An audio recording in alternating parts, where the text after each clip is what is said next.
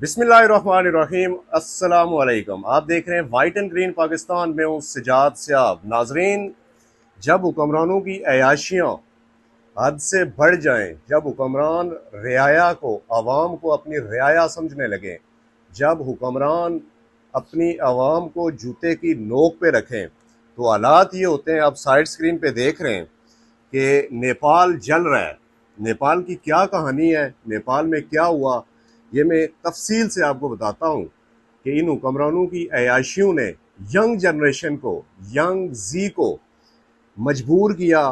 Story ये है नाजरीन व सामीन के ये जो हुक्मरानों की औलादें, इन्होंने प्राइवेट जेट्स रखे हुए थे, इन्होंने अपनी अयाशियों के लिए बैरून मुल्क फ्लैट्स रखे हुए थे, इन्होंने अपनी यंग जनरेशन को, अपनी नई नस्ल को बैरून मुल्क तालीम के लिए हर वो आसाइश फराम की हुई थी कि जो आसाइश एक लग्जरी के ज़ुमरे में आती है। उसका नतीजा ये निकला, जब ये तशहीर करने लगे सोशल मीडिया के ऊपर, इनकी जो औलादें सोशल मीडिया के ऊपर अपनी हर चीज़ की तशहीर करने लगी, अपनी लग्जरी लाइफ की तशहीर करने लगी, तो वहाँ की आवाम को ये लगा कि नेपाल जो कि दिन ब दिन उसकी मईशत गिरती जा रही है, नेपाल जो दिन ब दिन मकरूज होता जा रहा है, लेकिन इन हुक्मरानों की अयाशियाँ हैं कि वो ख़त्म होने का नाम नहीं ले रही।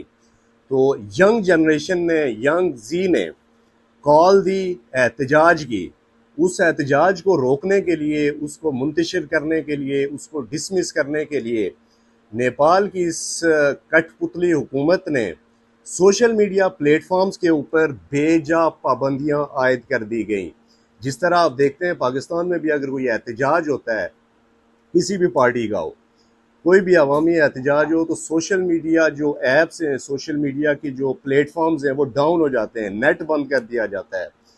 यही हुआ नेपाल में। लेकिन नेपाल की जो आवाम थी उसने ठान लिया था कि इन हुक्मरानों से अपनी जान छुड़ानी है, इनको राय रास्त पे लाना है।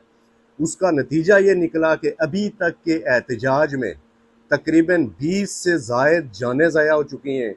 लेकिन इन्होंने हुक्मरानों के साथ नाजरीन किया क्या?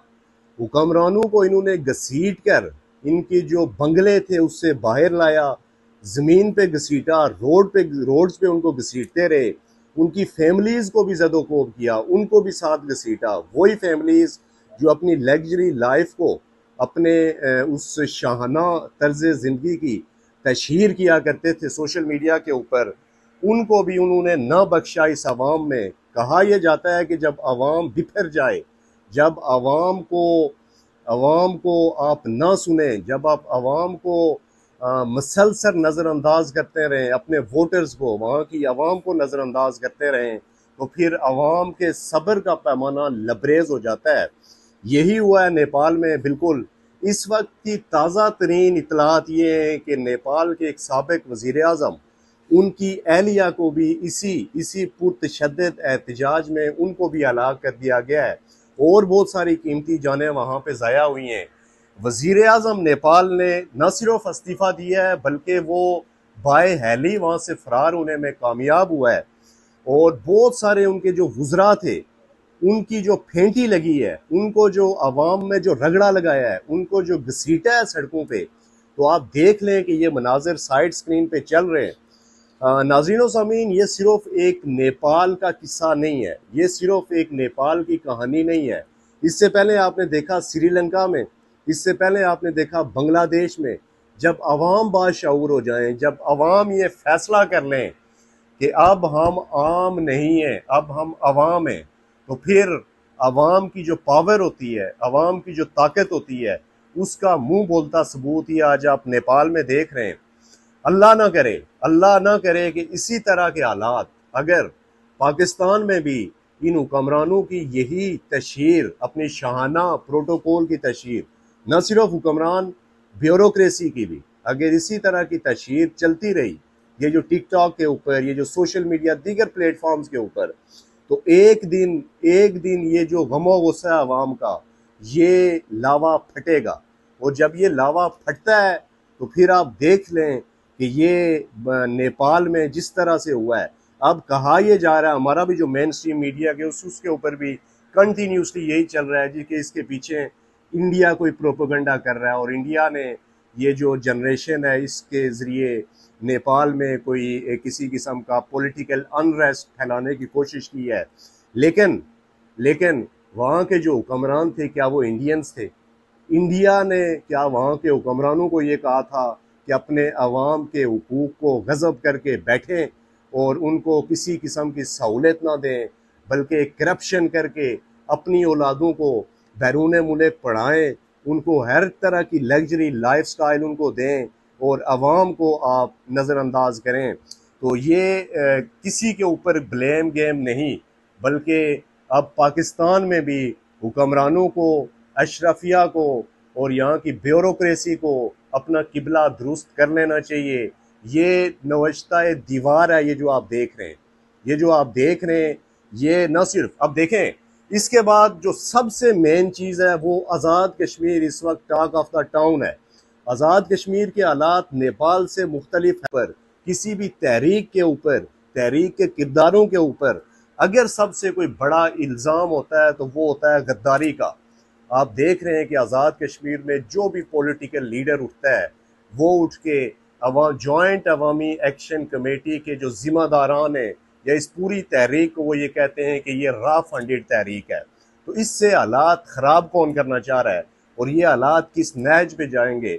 इसलिए इन हुक्मरानों को होश के नाखिन लेने चाहिए, अवाम के जायज़ मुतालबात को मानना चाहिए, अपनी जो इनकी शाहाना ज़िंदगी है, जो मरात हैं, जो अयाशियाँ हैं, उनको ख़त्म करना चाहिए और अवाम के वोटों से याद रखें कि आप यहाँ पे पहुँचें, आपको ये मनसब मिले, ये इस अवाम के, जिनको आप कहते हैं ना आम आवाम नहीं है, ये अवाम है, ये बात याद रखें। जिस दिन ये अवाम मुतहद हो गई, मुनज़्ज़म हो गई, जिस तरह आज़ाद कश्मीर में आप देख रहे हैं, न सिर्फ ये मुतहद है, मुनज़्ज़म है, बल्कि दिन ब दिन मुनज़्ज़म होते जा रहे हैं। जब इनके ऊपर आप इल्ज़ाम लगाते हैं रा फंडेड होने का, तो यकीनन हर शख्स जो वहाँ पे बसने वाला है मुहब्बे वतन कश्मीरी भी है, पाक फ़ौज के साथ, पाकिस्तान के साथ भी उनकी जो मोहब्बत की मिसालें, उनकी जो हमदर्दियाँ हैं वो यकीनन है। लेकिन आज़ाद कश्मीर एक अलहदा रियासत है, इसको भी आप तस्लीम करें। तो आज़ाद कश्मीर के ऊपर इंशाल्लाह इसके बाद हम बात करेंगे अगले व्लॉग में। लेकिन नेपाल की जो सूरत हाल है उसको मैंने आपके सामने रख दिया है। एक दफ़ा फिर मैं आपको बताता चलूँ कि वफाकी वज़रा को रोडों पे घसीटा जा रहा है। वहाँ की जो वज़ीर आज़म थे उन्होंने न सिर्फ इस्तीफ़ा दिया है, बल्कि वो बाय एयर वहाँ से फ़रार होने में कामयाब हो गए। साबिक़ वज़ीर आज़म की एहलिया को इन पुरतशद्दद वाक़यात में वहाँ पे कत्ल कर दिया गया है। तो ये हालात हैं इस वक्त नेपाल के। अवाम इस वक्त सड़कों पे है, ट्रकों के आगे लेट गए हैं लोग। उन्होंने कहा है कि हमारे जो हुकूक हैं वो यहाँ पर रखें, नहीं तो ना असम्बली होगी, उसको भी जला दिया है। वहाँ के वज़ीर आज़म हाउस को भी जला दिया है। तो ये होती है अवाम की ताकत। अगले व्लॉग में आपको मैं मज़ीद डिटेल्स के साथ, पूरी तफसील के साथ बताऊँगा कि ये कहानी कहाँ से शुरू हुई और कहाँ जाके ख़त्म होगी। तब तक के लिए मुझे दीजिए इजाज़त। अल्लाह हाफ़िज़।